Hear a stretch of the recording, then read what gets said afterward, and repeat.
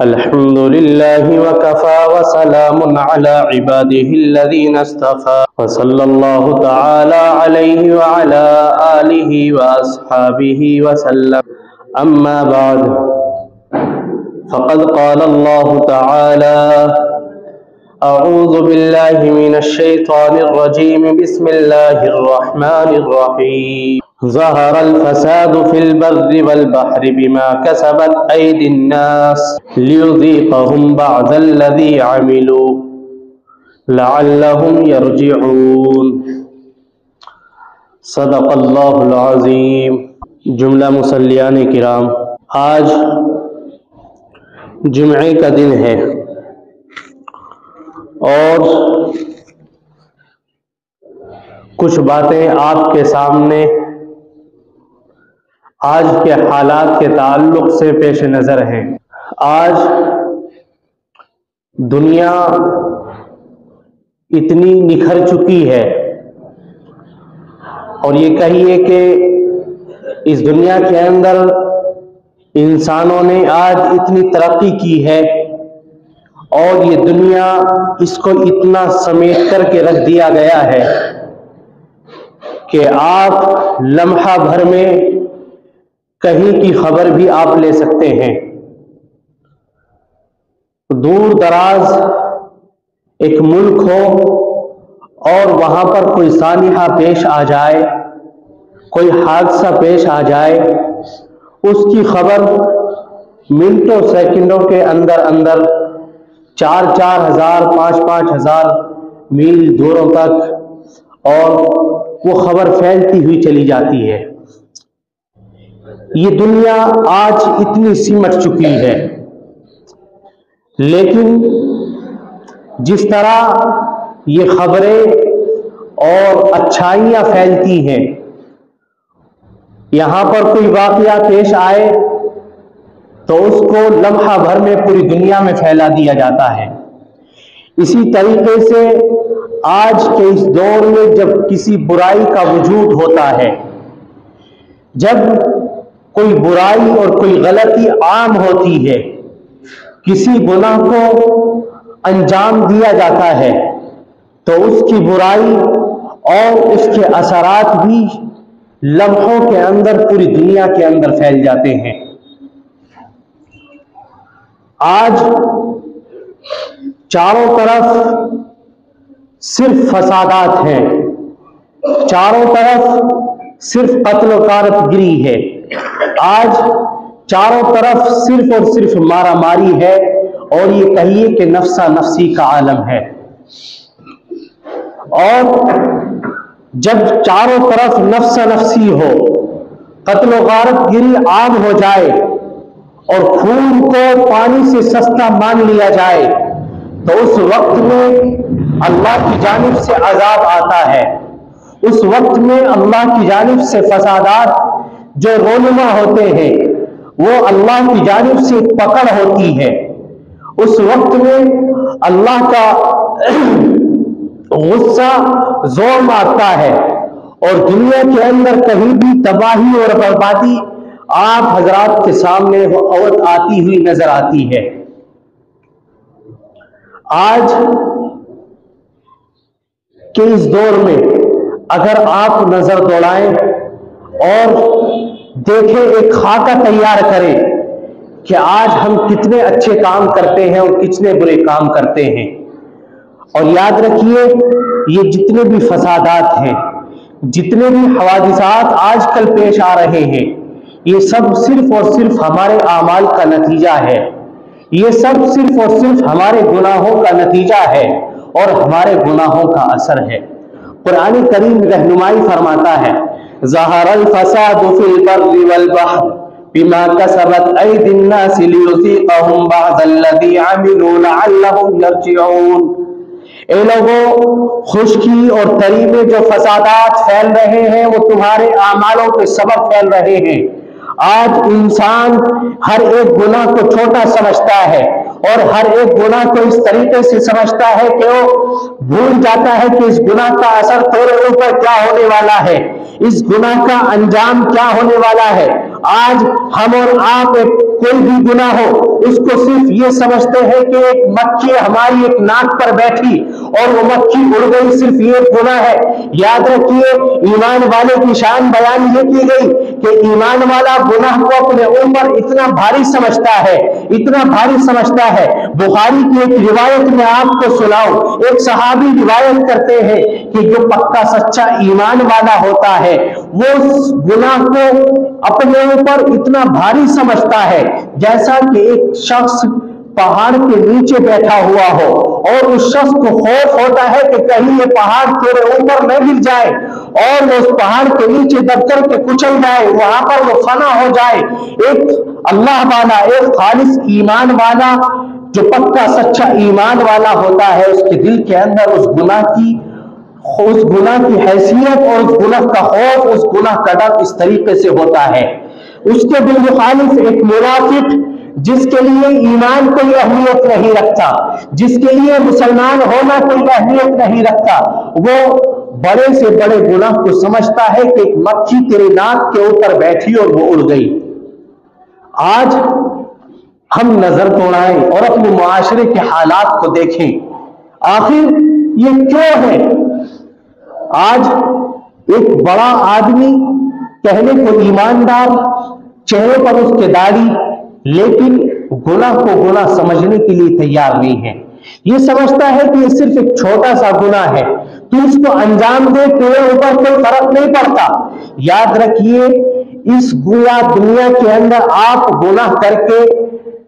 کبھی کبھار اپنے آپ کو بچا سکتے ہیں، اور اس کے علاوہ یہ ہو سکتا ہے کہ کبھی کبھار آپ اس گناہ کی وجہ سے ذلیل و رسوا ہو جائیں، لیکن آخرت کی جو رسوائی ہے وہ رسوائی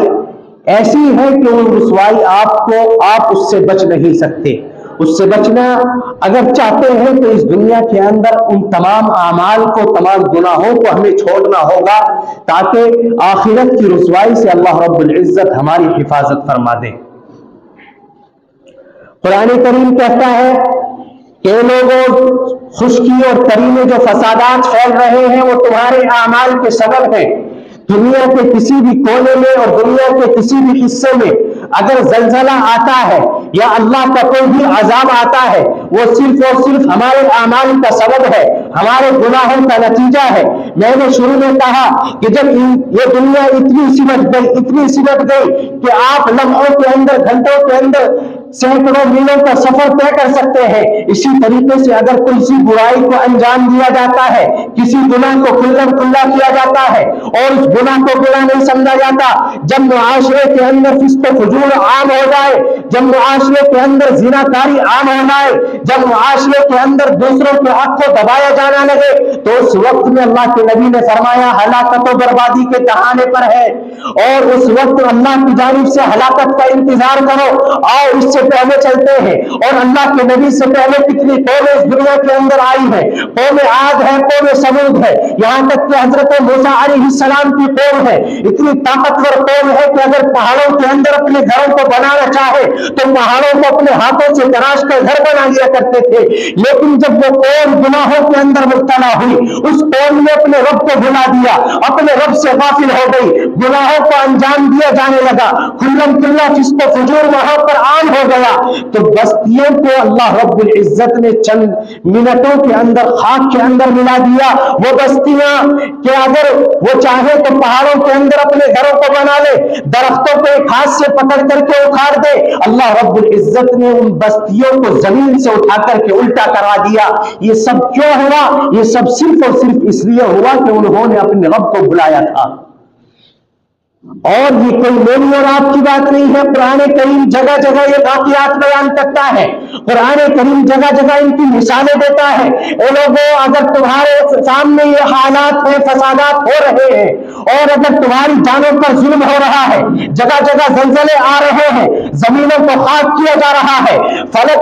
فلک کو چومنے والی وہ عمارتیں جو چند منٹوں کے اندر زمین بوس ہو جاتی ہے، اگر یہ ہو رہا ہے تو تمہارے لیے کوئی نئی بات نہیں۔ اس سے پہلے کتنی قومیں تھی، اللہ نے انہیں زمین کے اندر دھسا دیا، آج ان کا کوئی نام و نشان نہیں ہے۔ اے لوگوں، غور و فکر کرو اپنے اعمال کے اوپر، غور و فکر کرو اپنے کرتوتوں کے اوپر. اللہ کے نبی نے بہت سی باتیں بیان فرمائی کہ جب کسی قوم کے اندر زنا عام ہو جائے، جب کسی قوم کے اندر ناپ توڑ کے اندر کمی ہونے لگے، جب کہیں پر امانت کو اپنی ذمہ داری نہ سمجھ کر بلکہ امانت کو اپنا مال سمجھا جانے لگے، تو اس وقت میں یاد رکھو اللہ کی جانب سے عذاب آئیں گے، اس وقت میں اللہ کی جانب سے زلزلے آئیں گے. اور یہ کوئی گارنٹی نہیں کہ ایک غیر ایمان والا اگر اس کام کو انجام دے رہا ہو تو صرف اللہ کا عذاب اسی کے اوپر آئے. یا ایک محلے کے اندر یا کسی ایک مسلم ممالک مسلم ملک کے اندر اللہ کی سرکشی کی جا رہی ہو، اللہ کی نافرمانی کی جا رہی ہو اور ان تمام گناہوں کو انجام دیا جا رہا ہو، تو صرف اللہ کی جانب سے وہی کی پکڑ طے ہو گئی، اللہ کی جانب سے کہیں کی بھی پکڑ آ سکتی ہے. اس لیے تو فساد آج پوری دنیا کے اندر عام ہے، آج زناکاری پوری دنیا کے اندر عام ہے. غیروں کے ملکوں کو آپ چھوڑیے، آپ اپنی آبادی کو دیکھیے، چاہے وہ مسلم ممالک ہو یا صرف ایک خطہ ہو جس کے اندر صرف اور صرف مسلمان رہتے ہو، جس کے اندر صرف اور صرف قرآن و حدیث کو ماننے والے رہتے ہو، ان خطوں کے اندر ان علاقوں کے اندر جب سرکشی عام ہو جاتی ہے، جب زناکاری عام ہو جاتی ہے، جب گناہ کو گناہ نہیں سمجھا جاتا تو اللہ کی جانب سے عذاب آتا ہے، اللہ کی جانب سے پکڑ آتی ہے. اور جب پکڑ آتی ہے تو ایسا نہیں کہ نمازی کو چھوڑ دیا جائے اور پھر نمازی کو پکڑ لیا جائے، بلکہ پکڑ اس کی بھی ہوتی ہے. اس لیے کہ اس نے ان تک اس دعوت کو پہنچایا نہیں ہے، اس لیے کہ اس نے انہیں اس کام سے روکا نہیں ہے. اور اگر اس نے اس کام سے انہیں روکا بھی ہے، اس برے کام سے انہیں روکنے کی کوشش بھی کی ہے اور وہ اس سے باز نہ آئے، تو اللہ رب العزت عذاب تو اللہ کا آتا ہے، لیکن جو نیک بندے ہوتے ہیں اور نہیں ملتا امر بالمعروف نہیں عن المنکر وہ کرتے رہتے ہیں، تو اللہ رب العزت اس کی برکت سے ان کے عذاب کو ہلکا کر دیتے ہیں. لیکن جنہوں نے بات کو نہیں مانا، اللہ کی نافرمانی سرے عام کرتے رہے، تو ان پر طرح طرح کے عذاب آتے ہیں، آ رہے ہیں اور آتے رہیں گے. یہ حالات جتنے بھی ہیں آپ سنتے ہیں، کبھی ترکی کے اندر زلزلہ آیا، کبھی شام کے اندر آیا، اس سے پہلے 2015 کے اندر نیپال کے اندر زلزلہ آیا، فلک کو چولنے والی عمارتیں چند منٹوں کے اندر زمین بوس ہو گئی. تو یہ کوئی بڑی بات نہیں ہے کہ ہمارے یہاں عمارتیں نہ ہو. یا اگر آپ یہ سمجھے، کوئی انسان یہ سوچے کہ تم بلڈنگوں کے اندر نہ رہ کر کے، مکان کے اندر نہ رہ کر کے تم مکان سے باہر نکل کر میدانوں کے اندر چلا جائے جہاں پر کوئی عمارت نہ ہو، تو یہاں پر بچ سکتا ہے. یاد رکھیے یہ اللہ کے عذاب سے بچنے کی تدبیر نہیں ہے. جب اللہ کا عذاب آتا ہے آپ کتنے بھی دور کیوں نہ بھاگے، اللہ کا عذاب وہیں پر پہنچ جاتا ہے. حضرت نوح علیہ السلام کے زمانے میں عذاب آتا ہے پانی کا، اور ان کا بیٹا خود سوچتا ہے میں تو پہاڑوں کے اوپر چلا جاؤں گا، میں تو پہاڑوں کے اوپر جا کر کے بچ جاؤں گا. لیکن جب اللہ کا عذاب آتا ہے تو ایک طرف سے آتا ہے اور دوسری طرف تک چلتا ہوا چلا جاتا ہے. وہ یہ نہیں دیکھتا کہ تو پہاڑوں کے اوپر بیٹھا ہوا ہے، وہ یہ نہیں دیکھتا کہ تم میدانوں کے اندر موجود ہے، تجھے وہاں پر کوئی نقصان نہیں ہونے والا. یاد رکھیے اللہ کی پکڑ عام ہوتی ہے، جس طرح گناہوں کو عام کیا جاتا ہے اسی طرح اللہ کی پکڑ بھی عام ہوتی ہے. اس لیے اپنے آپ کو عام گناہوں سے بچائیے، فسق و فجور سے اپنے آپ کو بچائیے، بڑے بڑے گناہوں سے اپنے آپ کو بچائیے، زناکاری سے اپنے آپ کو روکنے کی کوشش کیجیے. ایسے معاشرے کے اندر ایک ایسی شکل اختیار کی جائے کہ ہمارے نوجوان بجائے زناکاری کے نکاح کے رشتے ازدواج کے اندر آ جائیں. ایسا معاشرے کے اندر ایسی تشکیل کی جائے کہ ہمارے نوجوان شرابوں کو چھوڑ کر، ہمارے نوجوان چائے کے اڈوں کو چھوڑ کر، ہمارے نوجوان کیفوں کا استعمال چھوڑ کر، ہمارے نوجوان میخانوں کے اندر جانے کے بجائے مسجدوں کے اندر جا کر کے بیٹھے، تو یہ معاشرے کی اصلاح ہو سکتی ہے، معاشرہ وجود پا سکتا ہے اور معاشرہ اللہ کے عذاب سے بچ سکتا ہے. اس لیے